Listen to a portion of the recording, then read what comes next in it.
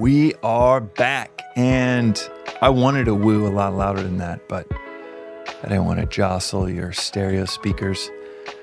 So today's episode is very relevant to what I'm going through right now. My father's in the hospital.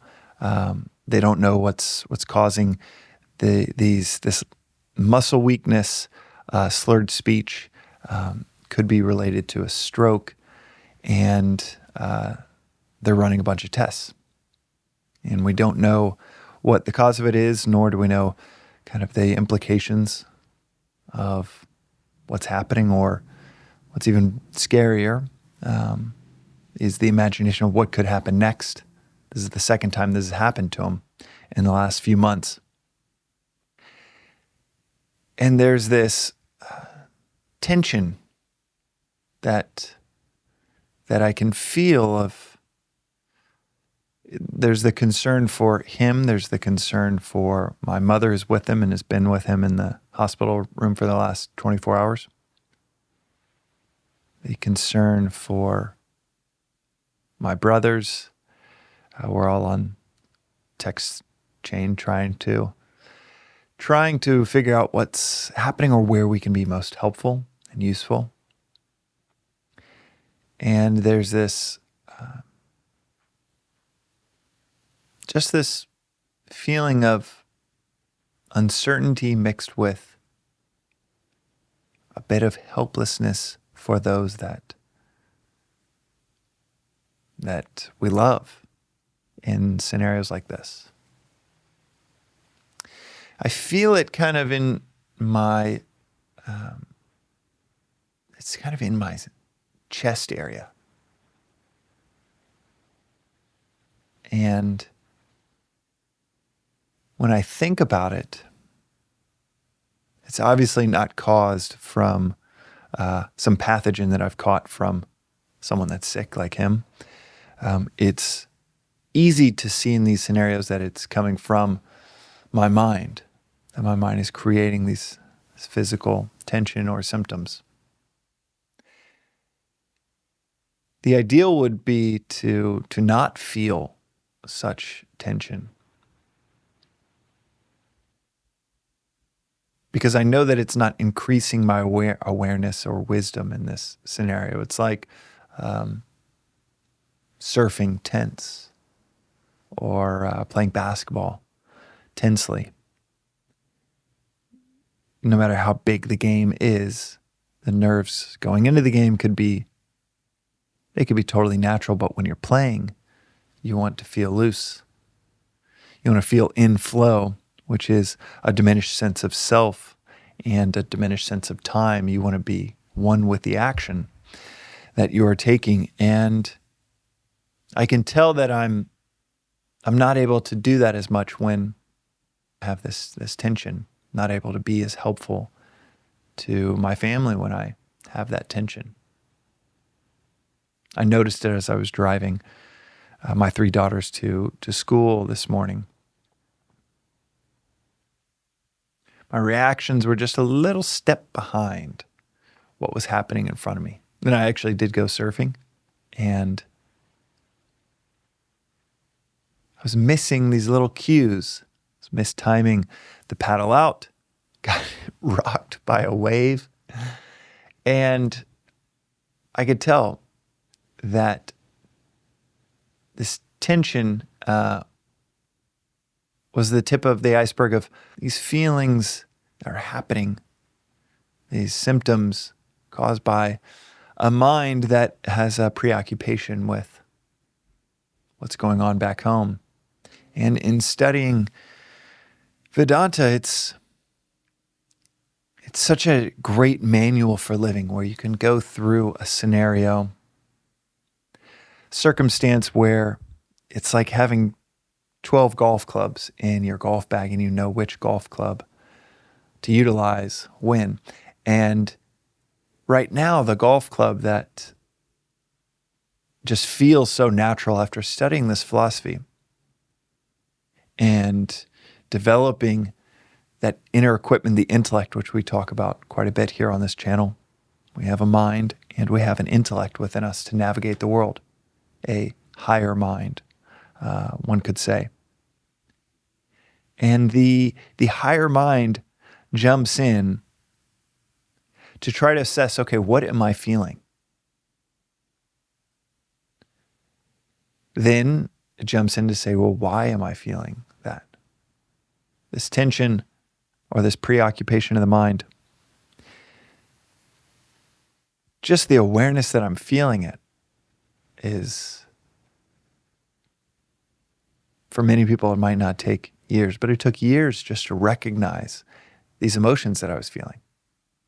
It's like my 5-year-old that I know is exhausted near the end of the day, but she doesn't know that about herself yet, so she's absolutely convinced her ups and downs and erratic behavior,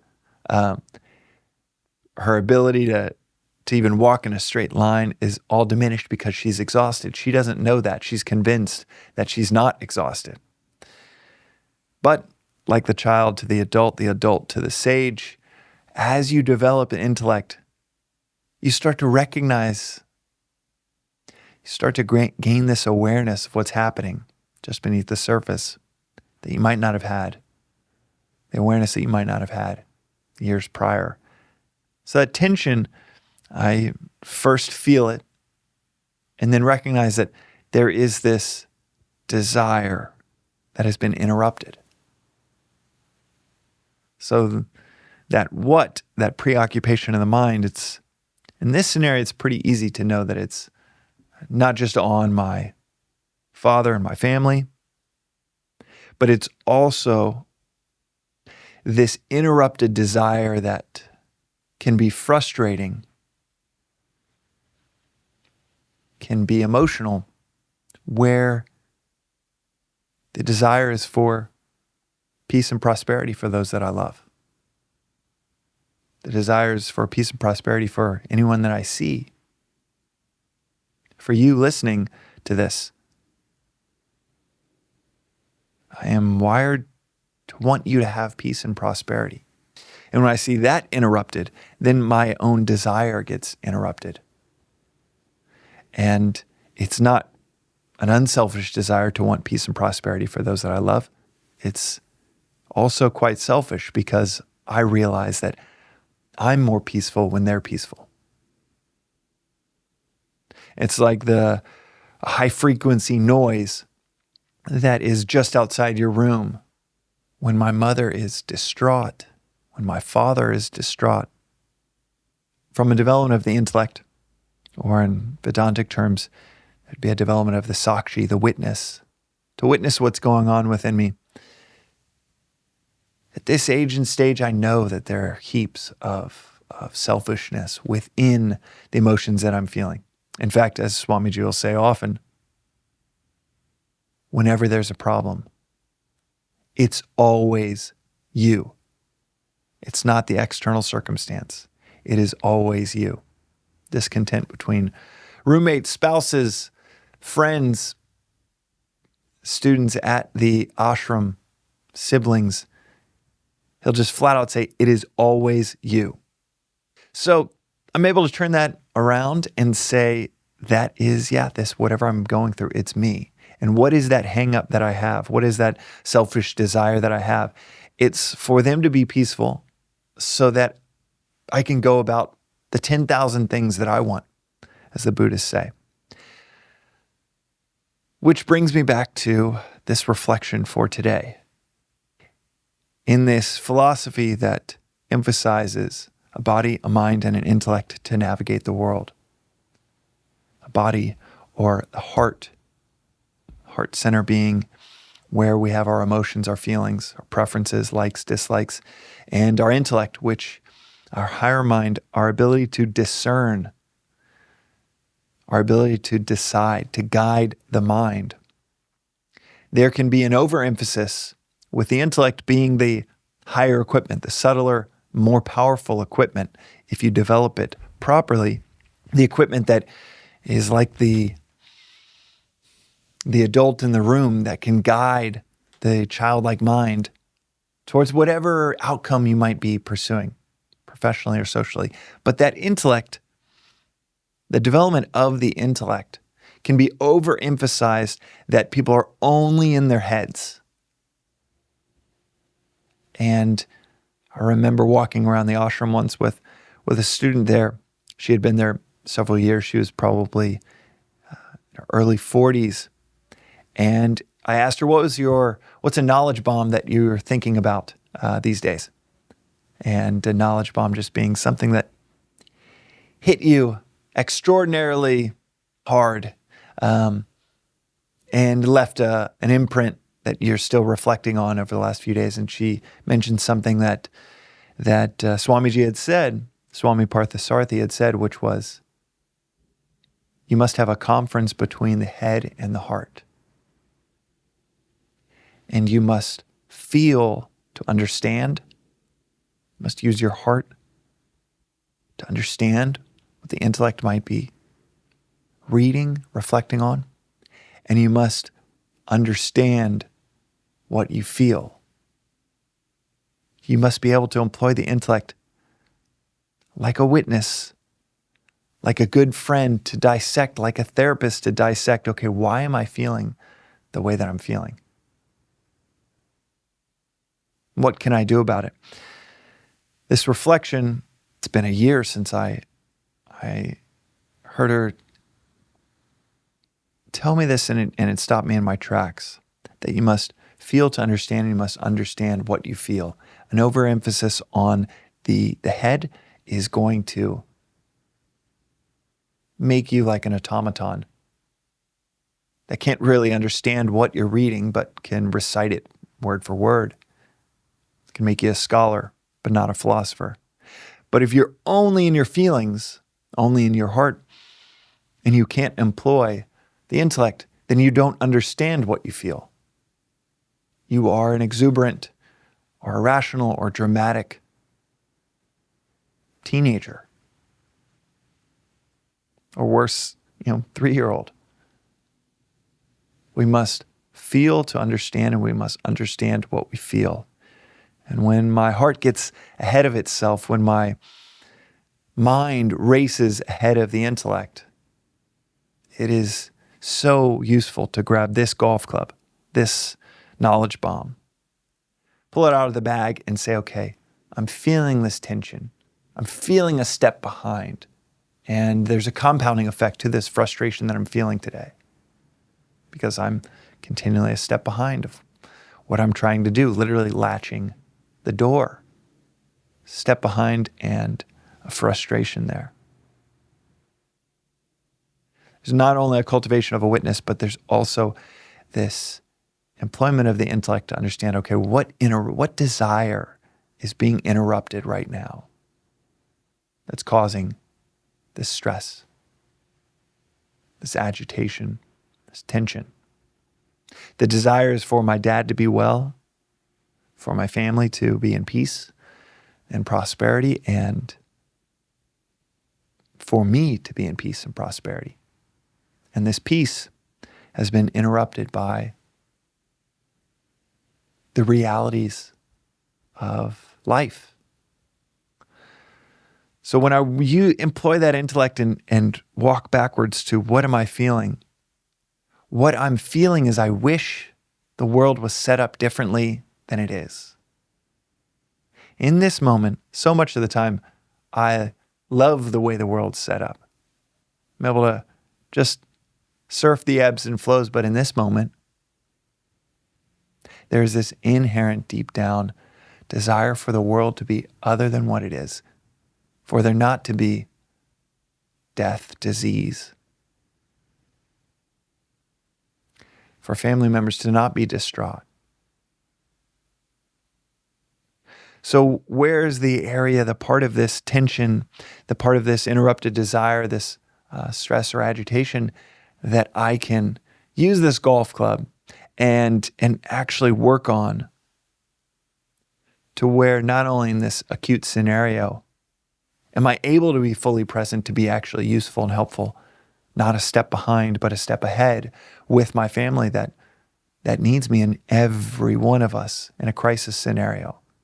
We're needed to be useful. to be helpful, to be optimally aware of where we can help those around us, to get to that state. In this acute sense, and then also in the broader macro sense of life, it's to truly, truly reflect and digest the fact that death, disease, distraughtness around us, they're not only natural, they are inevitable. To be an optimist is to see the light at the end of the tunnel.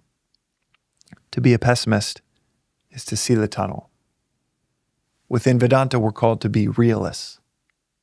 That is to see the light at the end of the tunnel and the next tunnel. To only see the light is to be woefully blind, ignorant, optimistic, perhaps, blind to the realities of the world, the opposites that make up the world. To be pessimistic is to be a negative downer that is constantly pulling away from the ability to solve a problem at hand. But to be a realist, to be prepared, as Swami will say often, to expect the worst is pessimism, but to be prepared for the worst, that is philosophy. Socrates also said it even more bluntly in this scenario. Philosophy is preparation for death.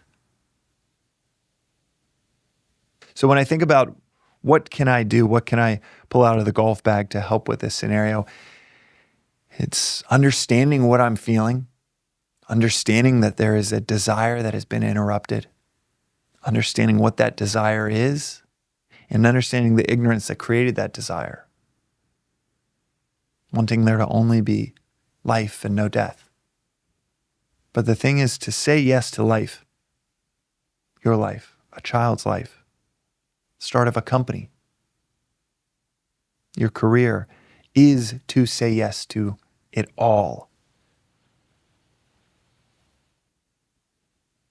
To say yes to life is to say yes to it all. Death of the body is an inevitability. There is more to the story, and that's a different reflection for a different day. But death of the body, death of your parents, of loved ones, is an inevitability. And a circumstance like today is a reminder that I need to fully appreciate that inevitability. Because willfully being blind to it is putting me a step behind being useful.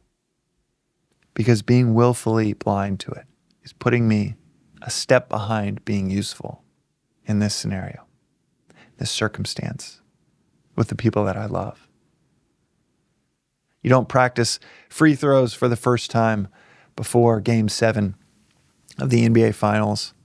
It's a constant preparation to where when that moment in Game 7, 10 seconds left comes and you've got 2 free throws on the line, all of the preparation is already in place when it matters most.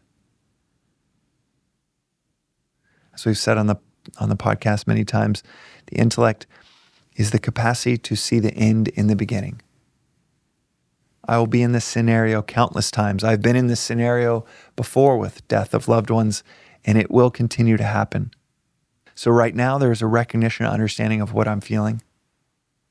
Recognition, understanding, and responsibility taken of why I'm feeling that way. But most of all, it is a reminder to put in the preparation